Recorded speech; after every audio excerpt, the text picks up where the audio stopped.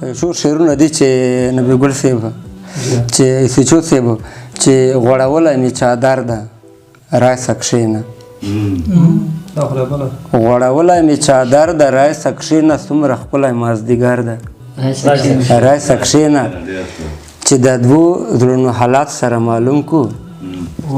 چا ویل مانه مرور ده رایسه کښېنه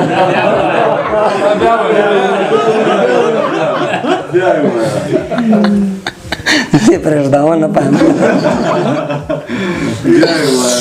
چې د دوو زړونو حالات سره معلوم کو چا ویل مانه مرور ده رایسه کښېنه کور ته لاړ به شي جانانه وخت لا ډېر ده لمر ولاړ د غره په سر ده رایسه کښېنه اوس له چا نه مه ډارېږه توره یاره هسې ټول کلی خبر ده رایسه کښېنه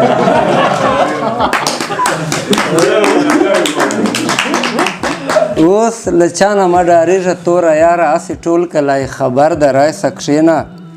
زما زړه یې د ستا حسن غلامي کړي دا دې څه کړی منتر ده رایسه کښېنه ګرانه څو ورځې چوټي مې ده موندلې ستا نبي خو مسافر ده رایسه کښېنه دا مې نبي ګل صاحب ته ډالۍ کړه دا نامه مې دوله پسې واخیسته سچو صاحب ته دې ډالۍ چې په ټانک چې په بنوچي باندې مشهور ده سپېشل دا ډالۍ چې سیبه چې دا ملا ته ورغلی وم چې دا زړه به مې چې صبر له دلبر وکړي که نه وکړي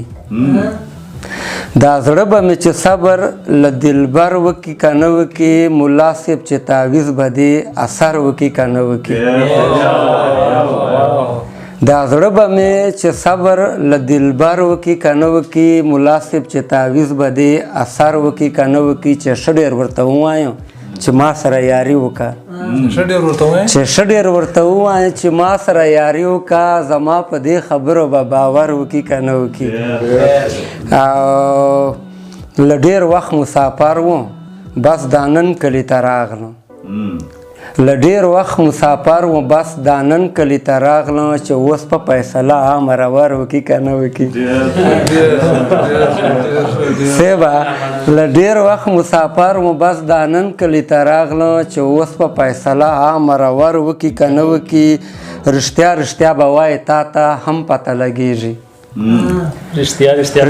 رښتیا به وایي تا ته هم پته لګېږي رقیب به مقابله مې لکه غر وکړي که نه وکړي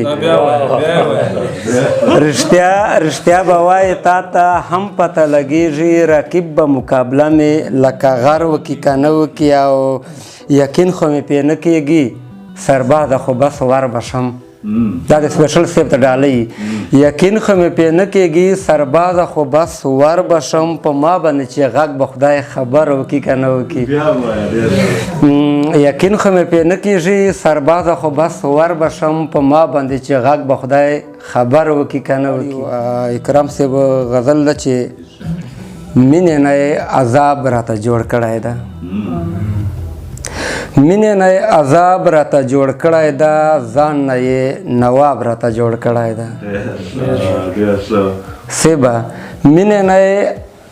عذاب راته جوړ کړی ده ځان نه یې نواب راته جوړ کړی ده تا ته که ښکاره مې کړو دا خپل ځیګر زړه نه یې کباب راته جوړ کړی دی